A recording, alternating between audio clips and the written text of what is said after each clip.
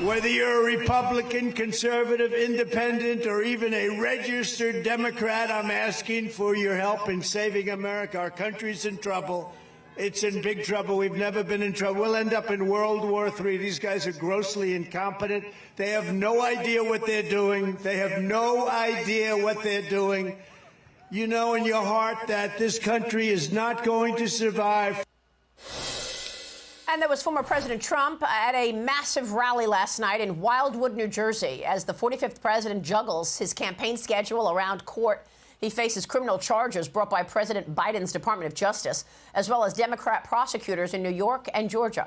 Despite being hampered from fully campaigning because he's in court, a new poll from Morning Consult shows 37% of independent voters back President Trump for a second term, compared to 32% for Biden. Joining me now with reaction is the former Speaker of the House, Kevin McCarthy. Speaker McCarthy, great to see you again. Thanks so much for being here this morning. Well, thank you for the invitation to join you. Well, your reaction to that rally last night in New Jersey and this idea that foreign policy is being criticized of President Biden just as much as his economic policy. Well, that was extraordinary. You have to understand, New Jersey, not a place that people think Republicans would ever compete, but the size of the crowd. Could President Biden get that crowd in the heart of New York or in the most Democrat state? Could he do it in California? The answer is no. And the other thing that we're hearing coming out of the White House itself is the White House is now saying President Biden needs to campaign less, talk less, because he gets in trouble while doing it. This is President Trump showing no matter what they throw at him, he's going to fight back. He's going to lead this nation on the issues they care most about. And a very compelling issue. You had an interesting statistic up there about independent voters. There was another poll out there that showed independent voters by 53% to 42% believed a second term of the Biden administration would be a greater harm to democracy, because all of this is backfiring. This persecution of President Trump, going after him because of politics. No one in America believes President Trump would be in a trial today if he was not running for president. Yeah. They're coming after our democracy. Yeah. And it just shows last night with that crowd. You got Lawrence Taylor. You have Democrats in that crowd, independents. I would be very concerned if I was in the White House today. Independents are also very upset by President Biden's decision to hold back shipments to Israel. You were just in Israel, I know, and he's basically saying, do it this way, or we're not even going to share information with you, intelligence that it has about where the Hamas terrorists are if they go into Rafah.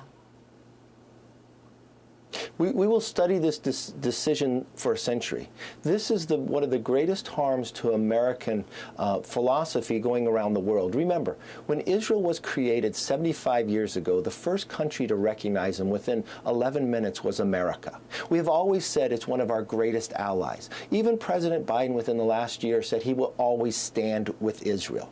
Then what has transpired? Israel was attacked on October 7th. There are hostages being held to this day. There are American hostages being held. And now President Biden, just weeks after Republicans and Democrats bound together by overwhelming numbers to fund Israel, to withhold it for a terrorist organization.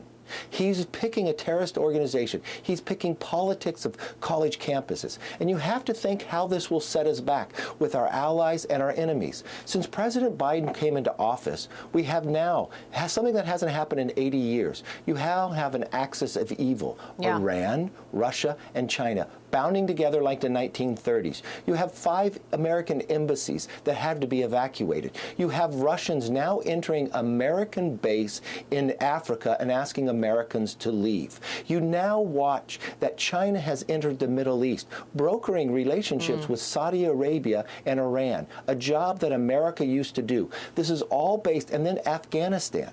The decision on Afghanistan, those 13 American Gold Star families leaving Americans behind, and now Israel, this is some of the greatest damage to American foreign policy we have seen in decades, and will take decades to solve it. And he's doing this based upon a political decision that is fundamentally wrong, playing into the hands of a terrorist organization while keeping our border wide open and America vulnerable more than we've been in centuries. Well, that's the most extraordinary part of it. And, Speaker, I want to get your take on what you just heard from Marjorie Taylor Greene. I got to get your reaction about another effort to take down the current Speaker, Mike Johnson. What goes on in these meetings where you go in there and you can't get any leeway whatsoever in terms of securing the border, and you keep going with the way things are going and the way things have been doing? Again, we're seeing this with Mike Johnson. Well, I disagree with our ability of not being able to secure the border.